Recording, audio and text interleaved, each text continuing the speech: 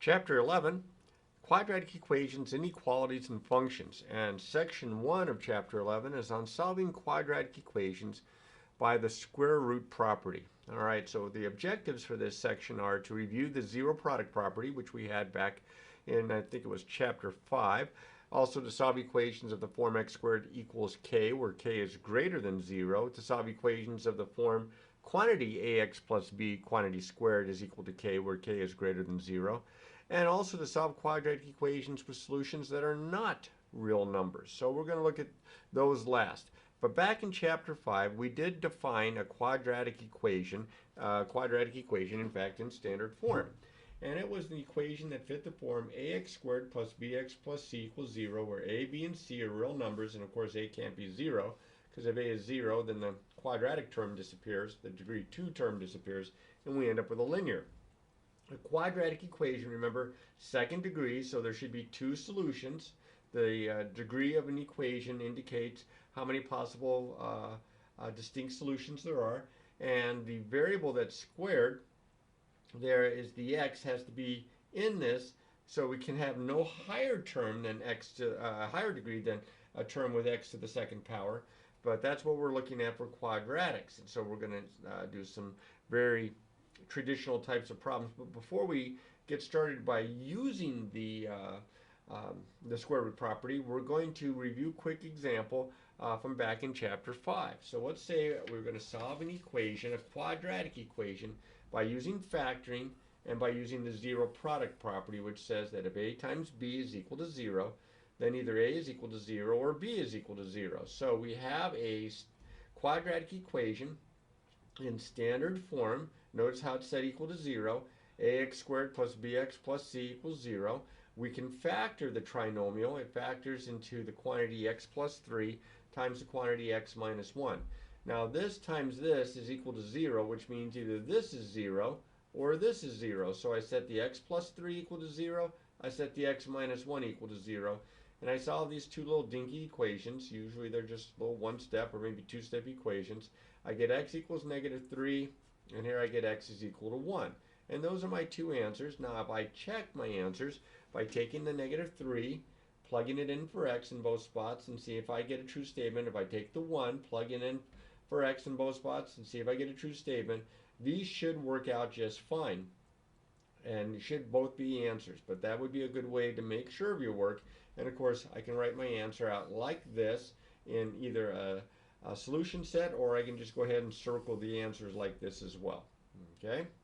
Now, let's look at when we would use the square root property. So we're going to look at equations that fit the form x squared equals k, k being a positive number. X squared equals k, k being a positive number. Now, for us to solve this, we need the square root property, and here it comes. The square root property says that if k is a positive number, and if x squared equals k, which is the type of equation we're looking at, then x is equal to the square root of k, or x is equal to the opposite of the square root of k, which sometimes we just go ahead and rewrite both answers by using the plus or minus symbol, the positive or negative symbol, and we can write the solution set plus or minus the square root of k, because we get the principal square root and we get the negative square root as well. So let's try some examples. The first example that we'll do with all the steps written out. It says solve each equation, write the radicals in simplified form. So if we get a radical that's not in simplest radical form, we have to change it into simplest radical form. But the first one is x squared equals 49. Now you could probably figure out the answers in your head because 49 is a perfect square, but let's go ahead and go through the steps. According to the square root property, if x squared equals 49, then x is equal to the square root of that number, and x is equal to the opposite of that square root of that number. So x is equal to the square root of 49, or x is equal to negative square root of 49. Of course, the square root of 49 is 7 in both cases, so I get x equals 7, or x equals negative 7, which I can write with the plus or minus symbol. Now, it is the square root property that allows us to go from here to here to here, but it actually skips some key steps, a couple of key steps in algebra. So I'm going to, I think every student should see this why we can go from here to here so quickly, not just because of this property, but because of the algebra behind it. So I'm going to show you here, x squared is equal to 49. Now, if I was going to try to isolate the x, I would take this principal square root of both sides. So I have the square root of x squared here and the square root of 49 here. Well, the square root of 49, the principal square root, that's just 7. But since we don't know if x is positive or negative, when I take the square root of x squared, I'm not just going to put down x and assume that x is positive. I am going to write down the absolute value of x to make sure that the principal square root, that the absolute is equal to the absolute value of x, because that way I know it's the principal square root, that it's positive. Now, we also know a little bit about absolute value, and that is absolute value is like a distance. The number is from 0 on the number line. So this is saying what number or numbers have a distance from 0 on the number line that equals 7. Well, that occurs when x is 7 or when x is negative 7, which we can write this way. So even though it's an extra step or two here, I want you to be able to understand why we can go from here practically to here by using the square root property. Now we're going to do that on this next example. We're not going to put in all the steps. We're going to jump right to the square root property, which says, in this case, I have x squared is equal to 15. This was the second example. And I'm going to note that this is a positive number. So from the square root property, this means x is equal to the square root of 15, or x is equal to the opposite, or negative square root of 15. Well, square root of 15, that is already in simplest radical form. It does not simplify anymore in neither one of these because it's the same radical. So I can relieve my answer. I can write it out this way, or I can write my answer, if I want to, as plus or minus the square root of 15 in braces, so I have a solution set. So that's pretty slick. Now, of course, it was really nicely set up. When you can get it this nicely set up, you're doing okay. And that's exactly what I had here. All right, so let's try a problem that's not so nicely set up, but it won't take too long to set it up that way. And I have C, which is 2x squared minus 90 is equal to 0. Let me raise this up just a little bit here so you can see that better. There we go. So 2x squared minus 90 is equal to 0. If I want to use the square root property, I'm going to have to isolate the x squared. So first thing I'm going to do is I'm going to add 90 to both sides. I have 2x squared is equal to 90. And then I'm going to divide both sides by 2. And I get x squared is equal to 45. Well, now I can use the square root property. So I get x is equal to the square root of 45, or x is equal to negative the square root of 45. Now, before I stop here, I want you to recall that the radicals must be in simplest radical form. And a little scratch work over here, the square root of 45, there's a factor of 45, that's a perfect square. I'm thinking 9. This is the same as the square root of 9 times 5. And of course, this is the same as the square root of 9 times the square root of 5, which means since the square root of 9 is 3, I can write it as 3 square roots of 5. So I'm going to write x equals 3 square roots of 5, or x equals negative 3 square roots of 5, and I'm going to write my answer this way.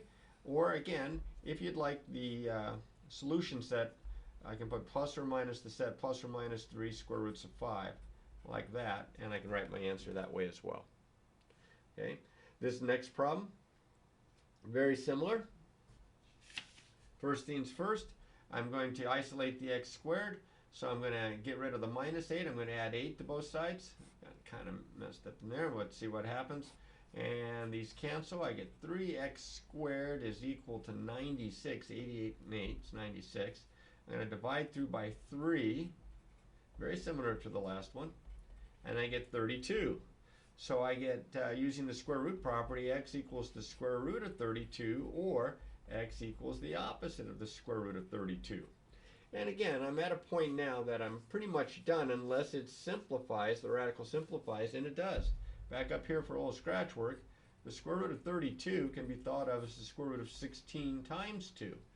Yes, I know 4 divides into 32, but I want the largest perfect square that divides evenly into 32. If there is one, and there is one, it's 16.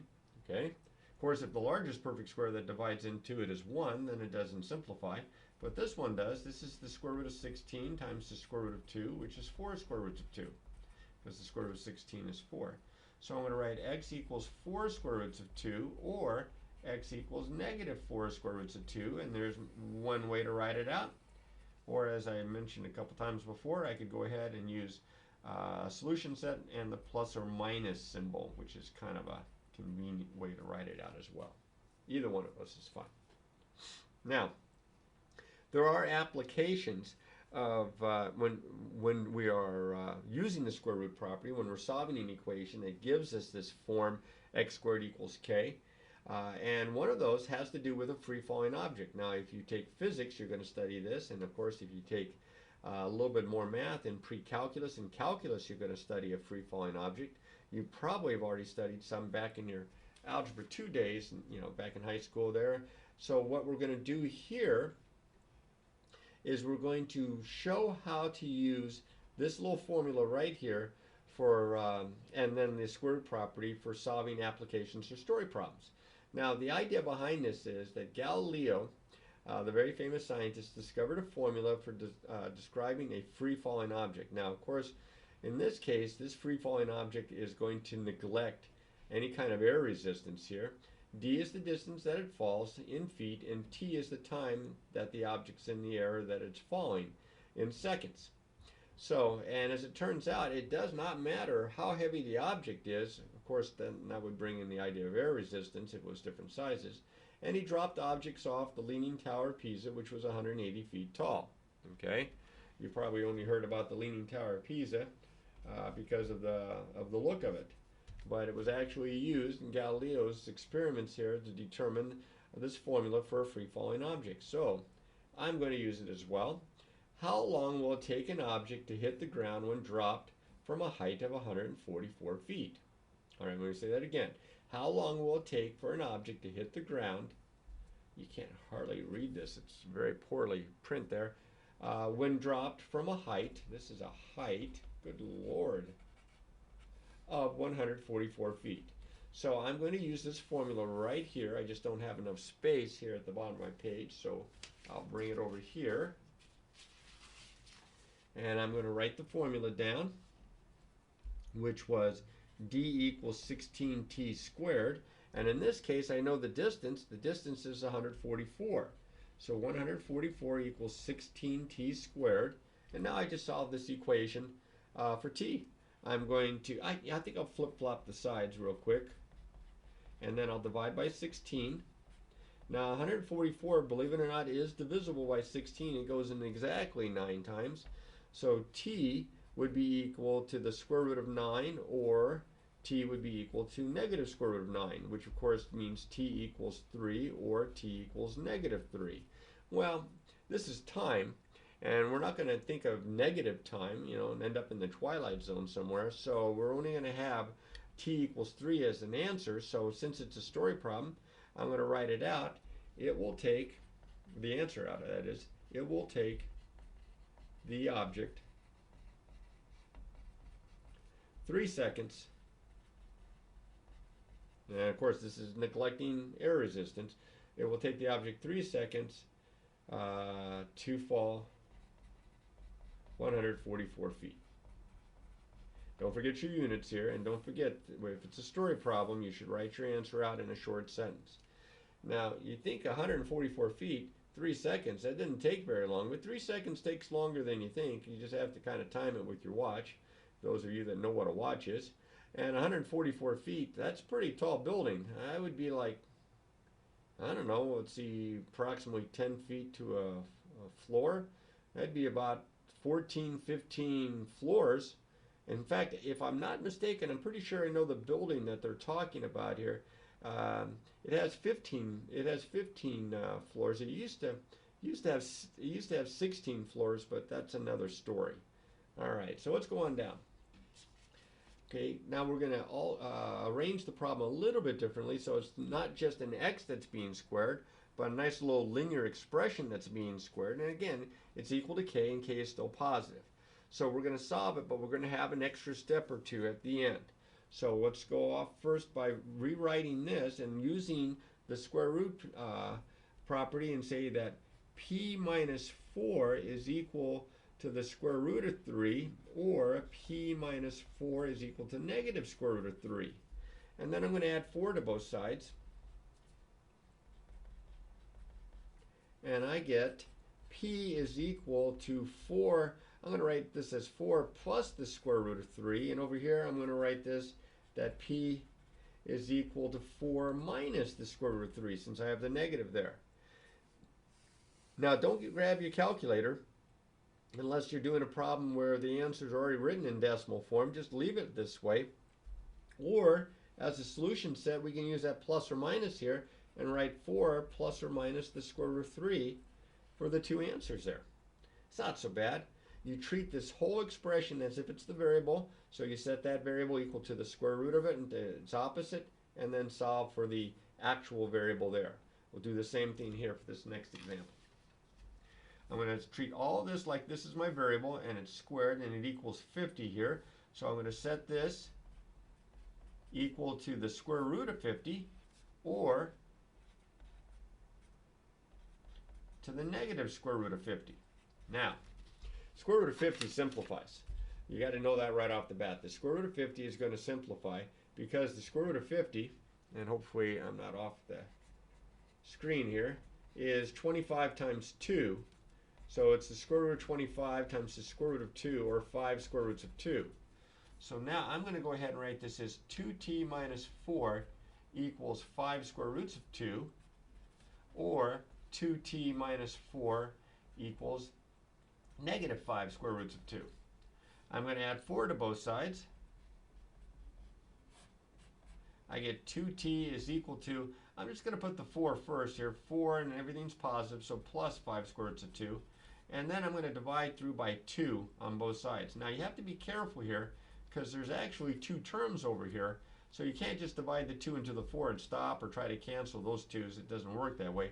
You just get 4 plus 5 square roots of 2 all over 2. That's one of my answers. Over here I'm going to add 4 to both sides. Same steps. I get 2t is equal to 4, this time minus 5 square roots of 2. And then I divide by 2. And I get t is equal to is equal to 4 minus 5 square roots of 2 all over 2. Almost fell into that trap myself. So I can leave my answer like this. Nothing wrong with this. It's just that it kind of looks cooler if you write it as 4. Because see how everything's exactly the same except this one's got the plus and this one's got the minus. So I can put plus or minus here, 5 square roots of 2 all over 2. And there's my answer written as a solution set. All right, so be careful for the extra steps there to solve for the actual variable. Now, the question arises, maybe, what happens if that number over there, here or here, is not positive? What if it's less than 0? Well, then we have to think about imaginary numbers, because we can take the square root of negative numbers, and that's exactly what I'm going to do here for part A. I have x squared, says solve each equation equals negative 17. Note a negative number. I'm going to take the square root, and I get the square root of negative 17, or x is equal to the opposite of the square root of negative 17. Now the square root of negative 17 is the same as the square root of 17 times negative 1, which is the square root of 17 times the square root of negative 1. And remember that this, from the last chapter, is I. So I have x is equal to the square root of 17i, or x is equal to the opposite of the square root of 17i. Now, I am not a big fan of putting I on the end when there's a radical in front. I know it's traditional to have the I, after the coefficient, but sometimes the square root sign goes out a little too far and it looks like the I is underneath it. So you're better off, I think, if you write it like this, as I square roots of 17, or as x equals the opposite of I square roots of 17, or plus or minus I square roots of 17. I think that's just going to be less confusing for you. Part B here is a very similar problem, and I got a nice number there. So to solve this one out, I'm going to, first let me write it down again here, move it a little bit in the middle. I've got the expression that's squared. I'm going to take the square root. I get x plus 5 is equal to the square root of negative 100, or x plus 5 is equal to negative the square root of negative 100. Oops, 100. Hopefully you can still see that. Yeah, that's kind of centered there. Okay, so now the square root of 100, of course, is 10. The square root of negative 1 is I. So I get x plus 5 equals 10i, or x plus 5 equals negative 10i, because of this negative right here. So now I'm going to subtract 5 from both sides, and these don't combine. So I get x equals negative 5 plus 10i, putting it in a plus bi form. And here if I subtract 5, I get x is equal to negative 5 minus 10i. Or, we've been doing it ever since, so let's go ahead. I could write negative 5 plus or minus 10i. And that looks kind of cool that way. All right, you'll catch on to this stuff. It's just going to take you some time and lots of practice, practice, practice.